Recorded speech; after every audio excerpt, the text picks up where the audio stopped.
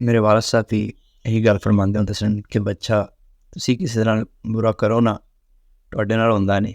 ਤੁਸੀਂ ਕਿਸੇ ਦਾ ਖਾਓ ਨਾ, ਤੁਹਾਡਾ ਕੋਈ ਖਾਂਦਾ ਨਹੀਂ। ਠੀਕ ਹੈ। ਔਰ ਮੇਰੇ ਰੱਬ ਦਾ ਵੀ ਮਾਸ਼ਾਅੱਲਾ ਹੈ, ਵਾਦ ਹੈ ਅਲਹਮਦੁਲਿਲਾ, ਕਿ ਅੱਲਾਹ ਤਾਲਾ ਫਰਮਾਉਂਦਾ ਹੈ ਕਿ ਜਦੋਂ ਤੁਸੀਂ ਕਿਸੇ ਦੇ ਨਾਲ ਨਾ ਨੁਕਸਾਨ ਕਰੋ ਨਾ, ਕਿਸੇ ਦਾ ਨਾ ਕਰੋਗੇ ਨਾ, ਕਿਸੇ ਨੂੰ ਤੁਸੀਂ ਬੁਰਾਈ ਨਾ ਕਰੋਗੇ ਨਾ, ਤਾਂ ਤੁਹਾਡੇ ਨਾਲ ਵੀ ਨਹੀਂ ਹੋਏਗੀ ਯਾਰ।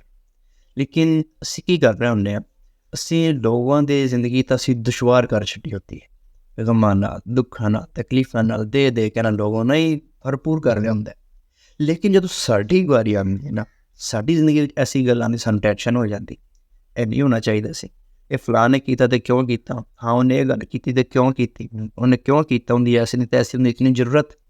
ਉਹ ਬਾਈ, ਜਦੋਂ ਤੂੰ ਇਹ ਗੱਲ ਕਰ ਰਿਹਾ, ਉਦੋਂ ਤੇਰੀ ਜ਼ਰੂਰਤ, ਤੇਰੀ ਐਸੀ ਦੀ ਤੈਸੀ ਉਹ ਨਹੀਂ। ਉਹ ਯਾਰ ਵੀ, ਜਦੋਂ ਅਸੀਂ ਖੁਦ ਹੀ ਕਿਸੇ ਦਾ ਮਤਲਬ ਮਾਲ ਧੋਖੇ ਨਾਲ ਲੈ ਲੈਂਦੇ ਹਾਂ, ਖਾ ਲੈਂਦੇ ਹਾਂ, ਜਾਂ ਰਿਸ਼ਵਤ ਜਾਂ ਮਤਲਬ ਠੱਗੀ ਲਾ ਲੈਂਦੇ ਹਾਂ ਕਿਸੇ ਤੋਂ, ਅਤੇ ਕੱਲ੍ਹ ਨੂੰ ਯਾਰ ਫਿਰ ਅਸੀਂ ਵੀ, ਸਾਨੂੰ ਵੀ ਤਿਆਰ ਰਹਿਣਾ ਚਾਹੀਦਾ ਕਿ ਸਾਡੇ ਨਾਲ ਵੀ ਇਹ ਲੱਗਣੀ ਹੀ ਹੈ, ਲੱਗਣੀ ਹੀ ਹੈ ਲਾਜ਼ਮੀ। ਅਗਰ ਅਸੀਂ ਕਿਸੇ ਨਾਲ ਠੱਗੀ ਲਾਈਏ ਤਾਂ ਸਾਡੇ ਨਾਲ ਵੀ ਲੱਗੇਗੀ, ਅਗਰ ਅਸੀਂ ਕਿਸੇ ਦਾ ਪੈਸਾ ਚੋਰੀ ਕੀਤਾ ਤਾਂ ਸਾਡਾ ਵੀ ਹੋਏਗਾ। ਔਰ ਇਹ ਵੀ ਗੱਲ ਨਜ਼ਰ ਆਉਂਦੀ ਹੈ ਔਰ ਵੇਖਣ ਨੂੰ ਇਹ ਮਿਲਦਾ ਹੈ ਕਿ ਡਬਲਾਂ 'ਚ ਹੁੰਦਾ, ਟ੍ਰਿਪਲਾਂ 'ਚ ਹੁੰਦਾ।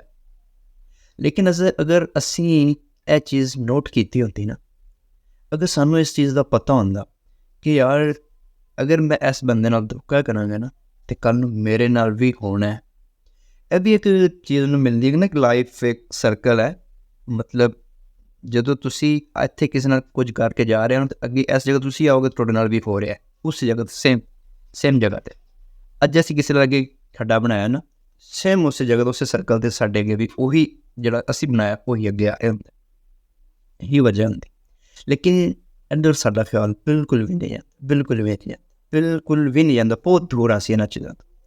ਵੇਖੋ, ਅਗਰ ਅਸੀਂ ਕਿਸੇ ਨਾਲ ਬੁਰਾ ਕਰਨੇ ਹਾਂ, ਅਸੀਂ ਕਿਸੇ ਨਾਲ ਧੋਖਾ ਕਰਨੇ ਹਾਂ, ਕਿਸੇ ਦਾ ਮਾਲ ਖਾ ਰਹੇ, ਵੇਖੋ ਇੱਕ ਬੰਦਾ ਮਤਲਬ ਸਾਡੇ ਨਾਲ ਬਹੁਤ ਅੱਛਾ ਚੱਲ ਰਿਹਾ, ਬਹੁਤ ਹੀ ਅੱਛਾ ਚੱਲ ਰਿਹਾ, ਲੇਕਿਨ ਸਾਡੇ ਦਿਲ ਦੇ ਵਿੱਚ ਇਹ ਖਿਆਲ ਆ ਗਿਆ ਕਿ ਯਾਰ ਇਹਦੇ ਕੋਲ ਇਤਨੇ ਪੈਸੇ ਨੇ, ਕੀ ਕरेंगे ਇਤਨੇ ਪੈਸੇ ਦੇ, ਯਾਰ ਇਤਨੇ ਪੈਸੇ ਨੇ, ਇਹਨੂੰ ਕਿਹੜਾ ਪਤਾ ਲੱਗਣਾ, ਚੱਲ ਹੋਵੇ ਨਾ ਅਤੇ ਵਿੱਚੋਂ ਥੋੜ੍ਹੇ ਜਿਹੇ ਪੈਸੇ ਲੈ ਜਾਣ, ਰਿਸਕਾ ਲੈ ਜਾਣ।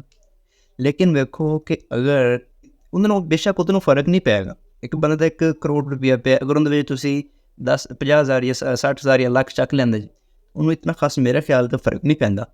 ਲੇਕਿਨ ਹਾਂ, ਤੁਹਾਨੂੰ ਜ਼ਰੂਰ ਫਰਕ ਪੈਣਾ ਹੈ ਅਗਰ ਉਹੀ ਲੱਖ ਜਿਹੜਾ ਮਤਲਬ ਤੁਸੀਂ 1 ਕਰੋੜ ਉਹਦੇ ਵਿੱਚੋਂ ਚੱਕ ਤੇ ਆਪਣੇ ਗਿਣ ਲਿਆਂਦਾ ਨਾ, ਆਪਣੀ ਔਲਾਦ ਨੂੰ ਖਵਾਇਆ, ਉਹਨਾਂ 'ਤੇ ਲਾਇਆ ਨਾ, ਉਹੀ ਲੱਖ ਉਹ ਤੁਹਾਡੇ ਵਾਸਤੇ ਨੁਕਸਾਨ ਦਾ ਬਾਇਸ ਹੈ, ਬਹੁਤ ਇੰਤਹਾਈ ਨੁਕਸਾਨ ਦਾ ਬਾਇਸ ਹੋਏਗਾ। ਕੀ ਹੋਏਗਾ ਅਗਰ ਤੁਸੀਂ ਉਹ ਪੈਸੇ ਮਤਲਬ ਆਪਣੀ ਔਲਾਦ ਲਈ ਲਾਓਗੇ, ਉਹ ਵੀ ਹਰਾਮ ਹੋ ਜਾਣਗੇ। ਮਤਲਬ ਔਲਾਦ ਤੁਹਾਡੀ ਫਰਮਾਬਰਦਾਰੀ ਨਹੀਂ ਕਰੇਗੀ, ਤੁਹਾਡੀ ਗੱਲ ਨਹੀਂ ਮੰਨੇਗੀ। ਔਰ ਰਹੀ ਗੱਲ ਅਗਲੇ ਬੰਦੇ ਦੀ, ਅਗਲੇ ਬੰਦੇ ਨੂੰ ਤਾਂ ਅੱਲਾਹ ਹੋਰ ਦੇ ਦੇਗਾ। ਅੱਲਾਹ ਤਾਲਾ ਵੇਖੋ, ਜਿਤਨੇ ਅੱਲਾਹ ਤਾਲਾ ਜਿਤਨਾ ਦੇਵੇ, ਜਿਤਨਾ ਦਾ ਨਾ ਦੇਵੇ, ਇਹ ਅੱਲਾਹ ਤਾਲਾ ਦਾ ਕੰਮ ਹੈ, ਉਹਦੀ ਤਕਸੀਮ, ਜਿਹਨੂੰ ਦੇਵੇ ਨਾ ਦੇਵੇ। ਸਾਨੂੰ ਇਸ ਗੱਲ ਦਾ ਸ਼ਿਕਵਾ ਨਹੀਂ ਕਰਨਾ ਚਾਹੀਦਾ, ਲੇਕਿਨ ਅਸੀਂ ਸ਼ਿਕਵਾ ਕਰਨ ਬਹਿ ਜਾਂਦੇ ਹਾਂ ਕਿ ਯਾਰ ਫਲਾਂ ਕੋਲ ਤੇ ਹੈ, ਇਹ ਗੱਲ ਮੇਰੇ ਕੋਲ ਹੋਣੀ ਚਾਹੀਦੀ ਸੀ ਨਾ। ਮਤਲਬ ਤੂੰ ਆਪਣੇ ਰੱਬ ਦੀ ਤਕਸੀਮ 'ਤੇ ਸ਼ਿਕਵਾ ਕਰਨੇ ਹੈ, ਐਡਾ ਕਿੱਥੋਂ ਤੂੰ ਹੋ ਗਿਆ ਯਾਰ, ਤੂੰ ਆਪਣੇ ਰੱਬ ਦੀ ਤਕਸੀਮ 'ਤੇ ਯਾਰ ਸ਼ਿਕਵਾ ਕਰੇਂਗਾ। तो लिहाजा इंसान गुरेज करना चाहिए, देना चाहिए, बचना चाहिए।